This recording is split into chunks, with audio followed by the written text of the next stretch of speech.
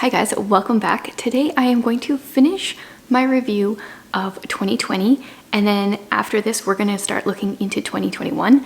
So today I'm going to talk about my December reading wrap-up, and then tomorrow I'm going to start things off by talking about some of my anticipated reads for 2021. So I have quite a selection here again.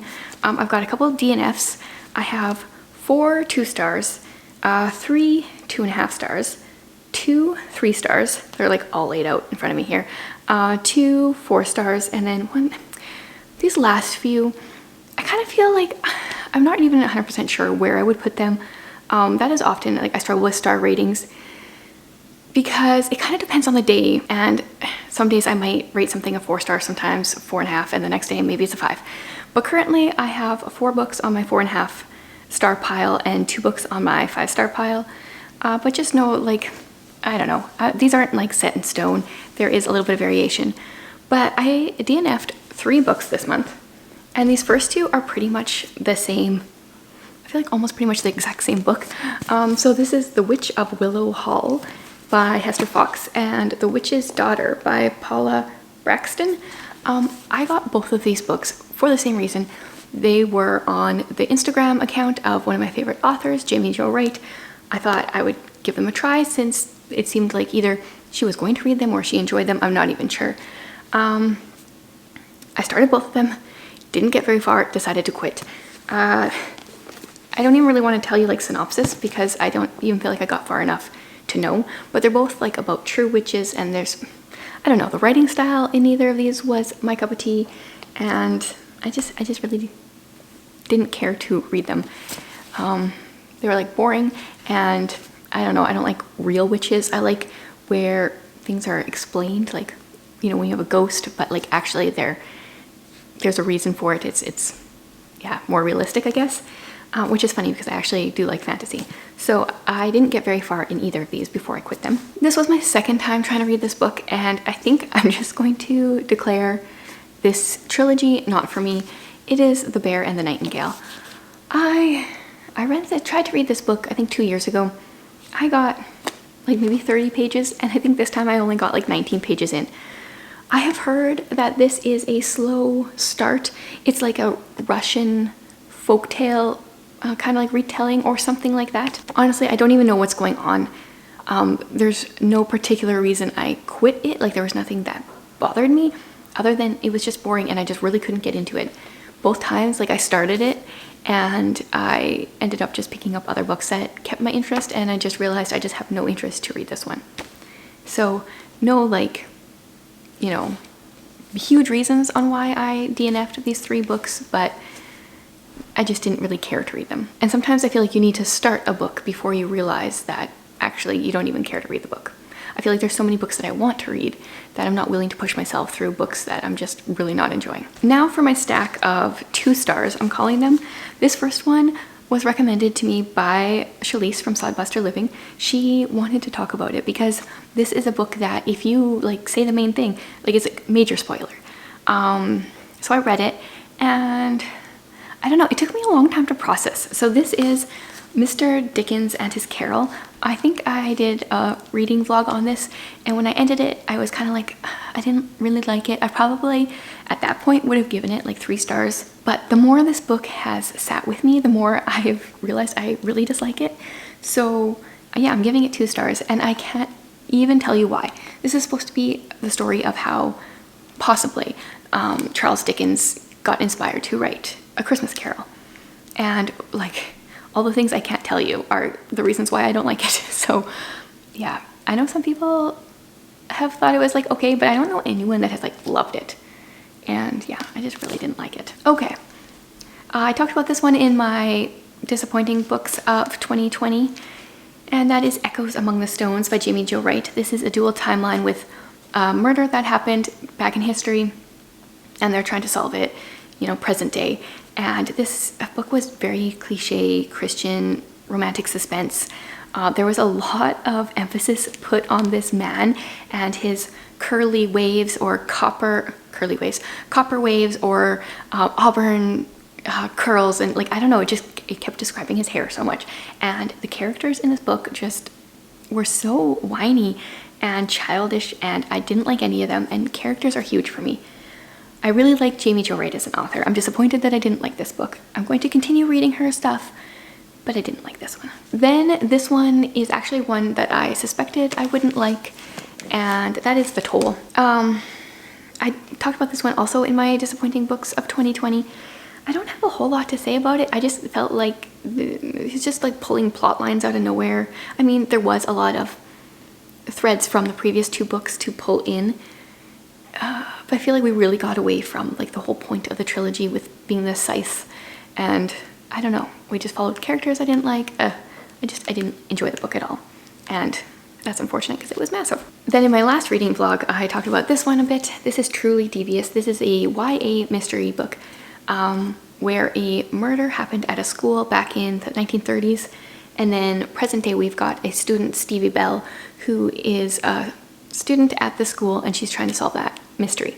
Turns out another mystery occurs throughout this book, and they never actually solve the original mystery. The mystery aspect of the book, if it was just that and not the characters, this would have got a higher star rating. But I really didn't like a lot of these characters. Our main one wasn't too bad, but like all the students in her class and in her school were just, oh, I don't know, maybe because maybe it was just a teenager thing, but I felt like they were like, whatever a teenager is, they were even more that, you know? Yeah, so I'm not interested in finishing this series. I did read a summary so that I could figure out how that first mystery even resolved, because they don't talk about it in this book, which is annoying. But yeah, this series is not going to be one I continue. Now for my 3 stars. I think that's pretty much, I feel pretty confident about giving these ones 3 stars. So this first one is A Lot Like Christmas. This is a collection of Christmas short stories that are actually like sci-fi stories, which really sounded cool to me. Anne from Elizabeth Ann Reads told me about it, and I was like totally on board. But I realized this year that I actually like a little bit more typical Christmas stories, I guess. Reading a sci-fi Christmas story just wasn't, I guess, what I was in the mood for, and yeah, so it was okay, but it was kind of weird. I don't think I'm going to like read this one again. And then if you know me and my reading at all, the fact that I even picked this one up is probably a little confusing for you. This is A Holiday by Gaslight. When I talked about this in my library haul, even I forgot why I had gotten it.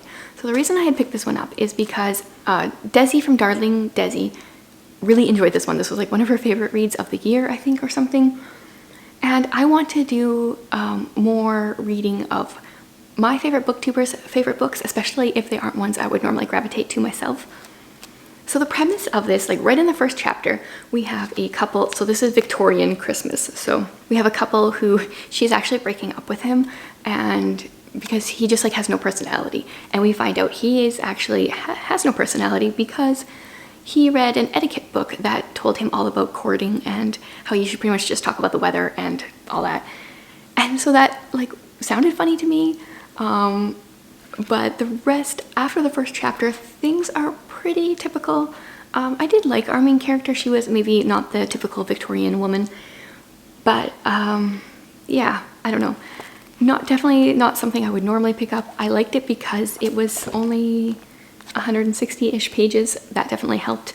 And yeah, like I said, I was kind of like in the mood for more typical holiday type books this year, I guess. And this one was alright. Okay, then we have Bring Me Back. So I have another B.A. Paris book that I will be showing in a bit. Oh, this one, it's all about a couple who, they're from England, they're on vacation in France, and they're driving home and she goes missing.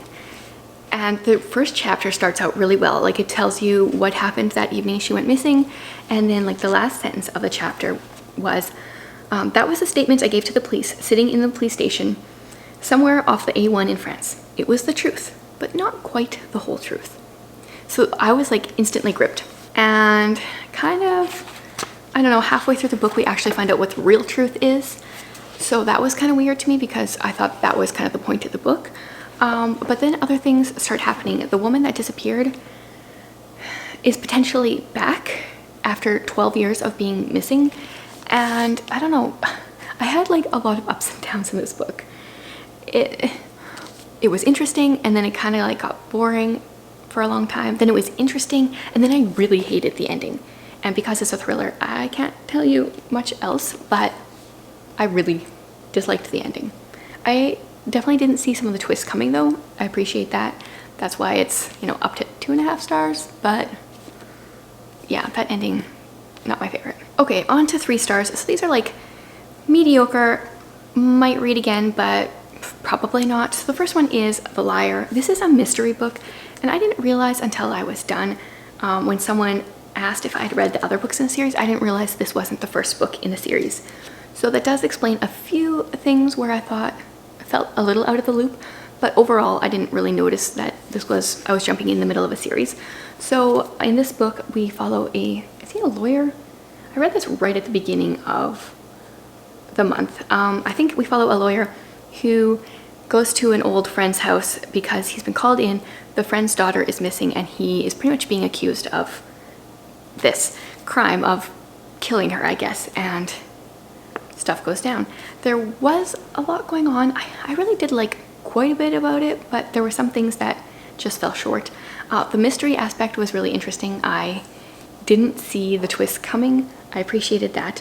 I'm wondering if I go like back to the beginning of the series, maybe those little bits that I wasn't understanding, like if I had read the entire series so far, that would have made more sense and maybe I would have liked it better. So I'm definitely curious to try book 1 in the series. And the next 3-star was a cute one. This is A Boy Called Christmas. I read this on my Christmas read with me. Well, I read half of it. It took me about 2 hours to read the whole book. Yeah, this is a cute little story about a kid that goes looking for his father, and he comes across elves, and there's cute humor. It's very Roald Dahl-esque. I don't know, but it felt very much like a book that kids would like, and maybe not necessarily so much adults, although I know a bunch of adults on BookTube do like it, so maybe it's just me. Okay, 4 stars now. My first one is Christmas with Anne. So these are Christmas short stories. I only read actually a few of these because I was really enjoying them, but then Christmas came and I figured, well, I will try to read more next year, and you know, maybe a few each year. So these are just cute little stories that Ella Montgomery has written that have taken place over the holidays. They don't all include Anne, but they're all kind of like have similar vibes, and I don't know, I thought it was cute. The story where Anne gets a dress with puffed sleeves is in here when she gets it from Matthew for Christmas, so that was really neat, and I'm assuming that's what the picture is there on the cover. Yeah, this was a cute one, so if you're looking for, you know, a cute Christmas read next year, this might be a good one. And I feel like, yeah, the 4, 4.5, 5 stars, they can all kind of be interchanged a little bit. But the next 4-star is Blessed Are the Misfits, or Blessed Are the Misfits. I don't know. How do you say it? Do you say blessed or blessed? I feel like if it wasn't a Christian-y book, I would probably say blessed. But now, like with that, I don't know. I just say blessed. Blessed Are the Misfits, maybe. Anyway, so I tapped this one up quite a bit. I found myself like laugh out loud laughing on multiple parts. So Brant Hansen, this book is a Christian nonfiction, and it's all about kind of feeling a little bit like an outcast in the church, or it's really just about being an introvert in the church. And not even so much an introvert, but he like more talks about like socially awkwardness. And yeah, so there was like parts in here that had me just laughing out loud when he was telling his stories. Jared is currently reading this one, and yeah, there were some parts where I'm like, I don't really know where you're going with this, and then there were some parts that like really made me stop and think. The big takeaway for me from this book was how much the Bible, especially the New Testament, talks about loving, you know, your Christian brothers and sisters, and it's like been on my mind a lot since I read this book. And every year I choose a word or phrase for the year, and this kind of made me realize that I want my phrase for the year to be love one another, and I want to focus on loving those my like Christian brothers and sisters around me better instead of being caught up in my own life, making sure I'm checking in on other people around me. And yeah, so I really enjoyed this book for that reason. Okay, 4.5 stars now. With my Patreon group, with the patrons that I have, we read Winter House, which is a really sweet, it's not always sweet, it's a little bit dark in some places, middle grade mystery that takes place in a hotel called Winter House. And yeah, so our main character is a girl. My daughter is going to read this book in January for the Read Your Bookshelf Challenge with a word that has house in the title, and I just know she's going to love it. Our main character is a girl that her aunt and uncle sound very much like the parents from Matilda. She goes to this hotel for Christmas by herself because someone paid the way for her aunt and uncle to go to a vacation, and she gets to go here. And there's a lot of word ladders in the book. There's a big emphasis on puzzles, and so every chapter actually starts with a word ladder, which I thought was a really neat addition to the book. And there's cute little illustrations throughout. I really enjoyed this reading process. It took me a long time to figure out the mystery aspect. I did figure it out before the end, but it took me a while. And I plan on reading book 2 in January. Next up is Gideon's Gift, which is a Christmas, it's like a fairly short story, 150 pages, by Karen Kingsbury. This is about a girl named Gideon who's about 8, and she has leukemia, I think, some kind of cancer. And her Christmas wish is for this old man at a soup kitchen that she's been volunteering at to find Jesus, pretty much. And yeah, it's a story that had me tearing up. I did a reading vlog on this one, and yeah, definitely had me tearing up. And this was a great one to read before Christmas. Okay, now I got like 2 books in a completely different vein. This is Shirley Jackson's The Lottery. I don't remember how many short stories, like 20. I didn't read all of them because the ones I did read I was really enjoying, and I thought that I would like to buy this book because I like to, you know, take notes in books and stuff, and I wanted to like write down some of my initial impressions. So pretty much, I don't know if all of the books, but all of the stories that I've read of hers so far, they are kind of like just a normal short story, but then hers always have like some kind of dark twist at the end, and I always appreciate not knowing what's going on. And so for that reason, I would love to just be able to have my own copy to write down some of my thoughts. But I really did enjoy the stories that I read. I read The Lottery, that short story, in high school, reread it, loved it just as much now, which maybe sounds a little morbid if you know the story, but I really enjoy those kinds of twists in my stories. And then we have a thriller, Behind Closed Doors. This is the other B.A. Paris that I said I would have in my wrap-up. This was my first book of hers that I read. Really enjoyed it. So it's pretty much about this couple, and they are like the, I don't know, like the poster couple of perfection.